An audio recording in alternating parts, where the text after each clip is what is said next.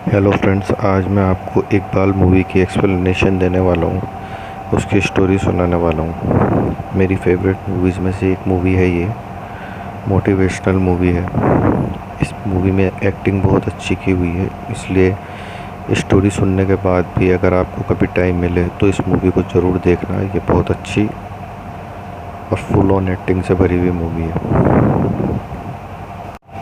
और ये जो फ़ोटो मैंने लगाया हुआ है सामने, आपको आगे पता पड़ेगा कि ये मैंने होम पेज पे क्यों लगाया हुआ है। ये बहुत एक इम्पोर्टेंट पॉइंट है मूवी का, जहाँ पर पूरी मूवी बदलेगी इसी सीन से। मूवी जहाँ से स्टार्ट होती है ना, सारे गांव वाले, मतलब कोई गांव रहता है, वहाँ के सारे गांव वाले मिलके ना क्रिकेट मैच देखते रहते हैं, जिसमें इकबाल की मम्मी भी बैठी रहती है। पिक्चर में जैसा कि आपको समझ में आ रहा होगा, इकबाल पिक्चर का हीरो है।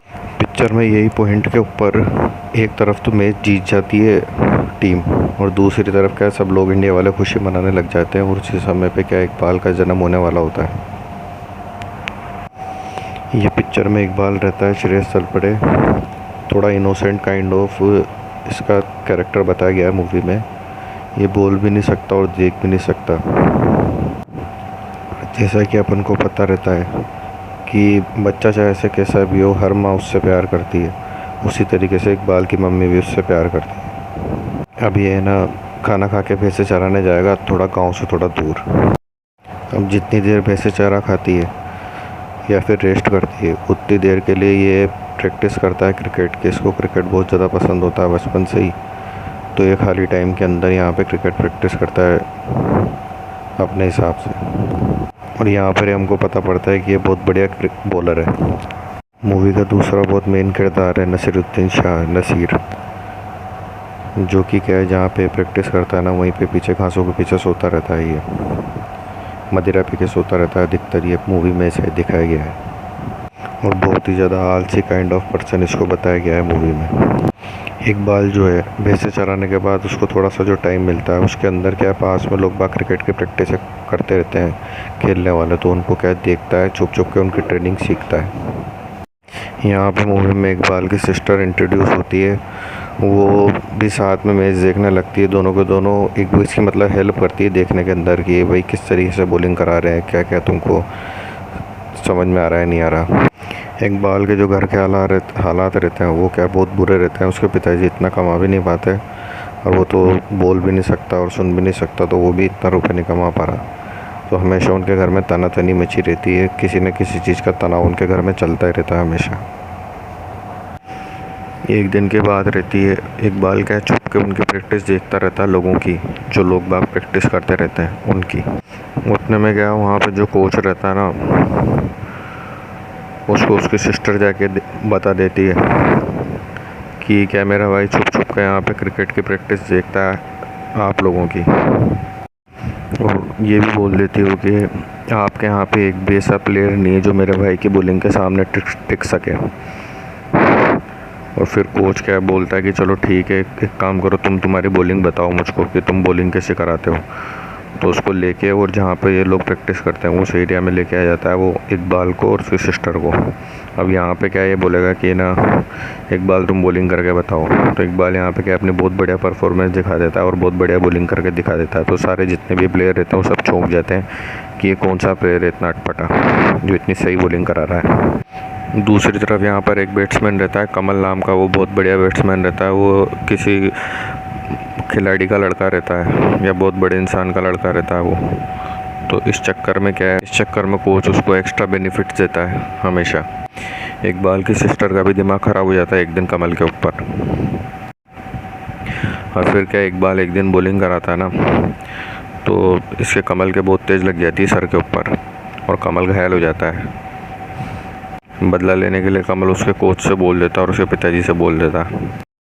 अब इन सब चीज़ों की वजह से कोच जो रहता है वो उनसे बोलता है कि अब तुमको यहाँ से भगाया जा रहा है, तुम चल जाओ यहाँ से।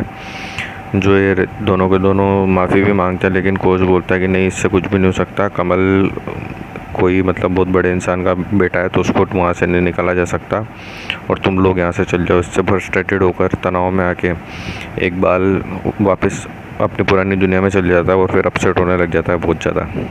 क्रिकेट से जो कुछ भी उसने आशाएं बंधी होती वो सब के सब टूट जाती कि उसको दिखता है कि कोच उसके हाथ से जा चुका है, जो लोग बाग सीखते हैं वो सब आगे निकल चुके हैं अब, इसलिए उसकी पूरी आशाएं टूट जाती है, अंदर ही अंदर धीरे धीरे ख़त्म होता जाता है वो। वहाँ पर उसको एक पेपर जब जलाता रहता है वो पेपर, वहाँ उसको एक पेपर दिखता है जिसके अंदर उसको नसीर दिखता है। वो नसीर जो कि वो डेली प्रैक्टिस करने जाता है, जो वहाँ बड़ी बड़ी घास के जो बंदे रहते हैं पहाड़ जैसे, उनके पीछे सोता रहता है।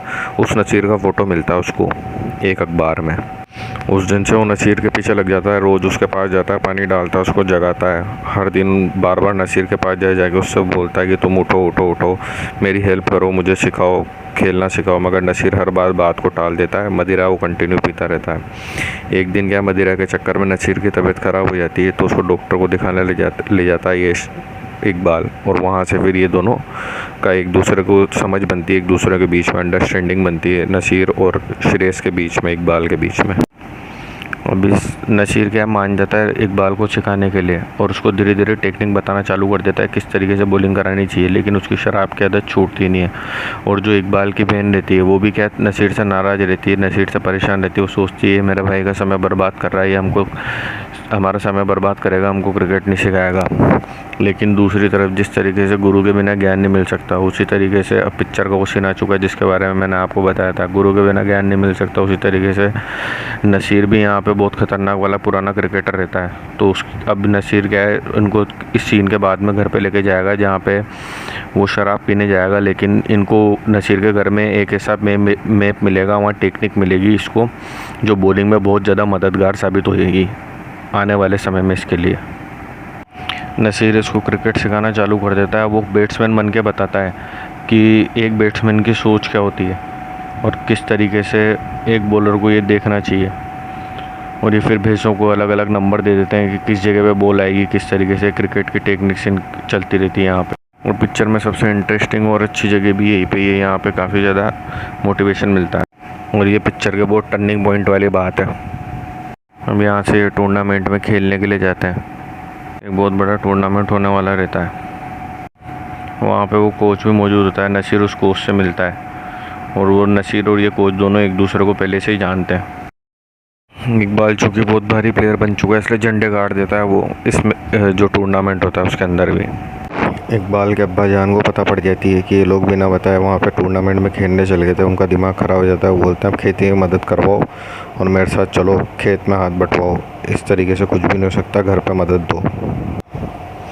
नसीर जाता है उसके पिताजी के पास, बोलता है कि आपको आपके बेटे को उसके मन की चीज़ करने देनी चाहिए। लेकिन उसके पिताजी गुस्से में आके मना कर देते हैं, नहीं। नसीर छुप के इकबाल को ट्रेनिंग देना चालू कर देता है उसके खुद के घर के अंदर ही। छुप छुप के डेली प्रैक्टिस के लिए जाने लग जाता है इकबाल नसीर के घर में। अब यहाँ से पिक्चर सीधे टूर्नामेंट में चल जाती है, यहाँ पे जो इकबाल रहता है वो झंडे गाड़ रहा होता है, हर जगह अपनी उसकी बॉलिंग का बोलबाला होने लग जाता है टूर्नामेंट में। पूरे भारत में धीरे धीरे करके नाम फैल जाता है कि इकबाल कोई एक नया बॉलर आया, बहुत बढ़िया बॉलिंग करा रहा है वो। नसीर और कोच आपस में बातें करते रहते हैं कि हाँ यार ये सही में बहुत बढ़िया बॉलिंग करा रहा है। नसीर उनके परिवार वालों को बताता है कैसे इकबाल आपका नाम कर रहा है बहुत आगे और एक अच्छे क्रिकेटर के रूप में सामने आ रहा है। अब इकबाल की भी इच्छा होती है, उसके घर से जब फ़ोन आता है तो इकबाल उसके घर वालों से बात करता है। इकबाल की जो अम्मी रहती है वो बोलती है उसके पति से कि हमारा बेटा कहाँ से कहाँ पहुँच गया, तुम्हें जाना चाहिए और देखना चाहिए कि हमारे बेटे की भी उसको भी बढ़िया लगेगा कि ना उसके पिता उसका सपोर्ट करेंगे। तो जो कोच रहता है वो नसीर से बोलता है कि इकबाल कभी भी इतना बड़ा प्लेयर नहीं बन पाएगा, तुमको कमल को जीतने देना चाहिए। इस समय जो इंडियन क्रिकेट टीम है उसको एक बैट्समैन की ज़रूरत है, एक बॉलर की ज़रूरत नहीं है। तो नसीर उससे बोलता है कि जो आपने पहले मेरे साथ किया था वो मैं इकबाल के साथ नहीं होने दूँगा। इकबाल के घर वाले भी मैच देखने चले जाते हैं। बहुत ज़्यादा भावुक हो जाता है वो उस समय पे, उसके पिता को देख करके बहुत ज़्यादा भावुक हो जाता है। उसकी सिस्टर को देख करके उसको पुराने दिन याद आ जाते हैं उसके सारे, जैसा वो गाँव में रहा करता था। वही मैच के दौरान ही इकबाल को पहली बार मौका मिलता है, एक लड़की उससे ऑटोग्राफ लेने के लिए आ जाती है। अब एक बहुत बड़ा मैच होने जा रहा है जिसके अंदर जो कैप्टन रहता है वो सबको समझाता रहता है कि अब अपन को सही से खेलना है और ये मैच अपन को जीतना पड़ेगा टूर्नामेंट जीतने के लिए।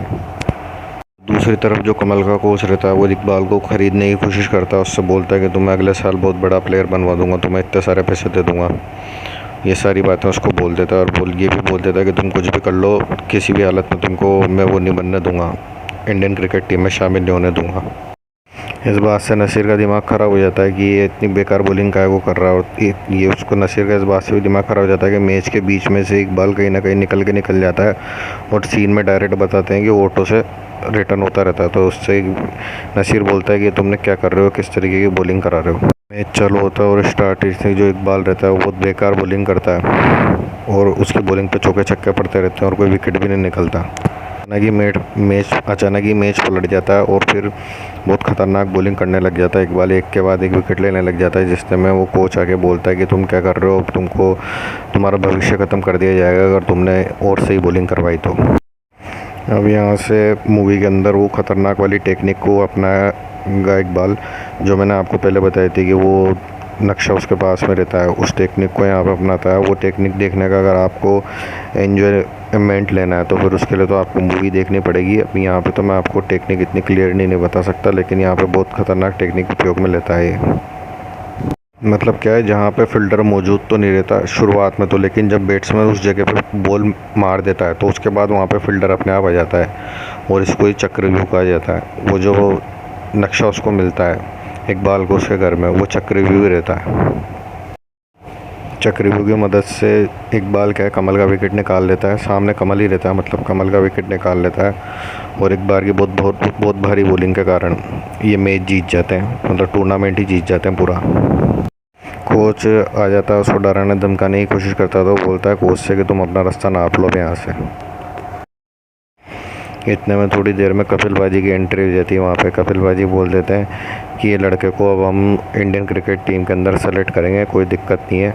और वो कोच भी देखता रह जाता है, और नसीर बहुत ज़्यादा खुश हो जाता है इस बात से। और जो पीछे व्यक्ति खड़ा हुआ है वो व्यक्ति वो है जिसने इसको इकबाल को पहले साइन कर लिया था अपने एड वगैरह के लिए, पैसे दे देते मतलब इसको। पिक्चर में सीन बताते हैं जिसके अंदर क्या है, इकबाल डायरेक्ट है ना इंडियन टीम की जो ड्रेस रहती है उसको पहन के बैठा रहता है, सोचता रहता है मन ही मन कुछ ना कुछ, और ये बताया जाता है कि वो एक इंडियन की टीम के अंदर सेलेक्ट हो चुका है। एक ना बोल सकने वाला व्यक्ति, एक ना सुन सकने वाला व्यक्ति अपने मेहनत के दम पे, अपने हुनर के दम पे, अपने टैलेंट के दम पे इंडियन क्रिकेट टीम जैसे प्लेटफॉर्म तक पहुंच जाता है। ये बहुत बड़ी बात है,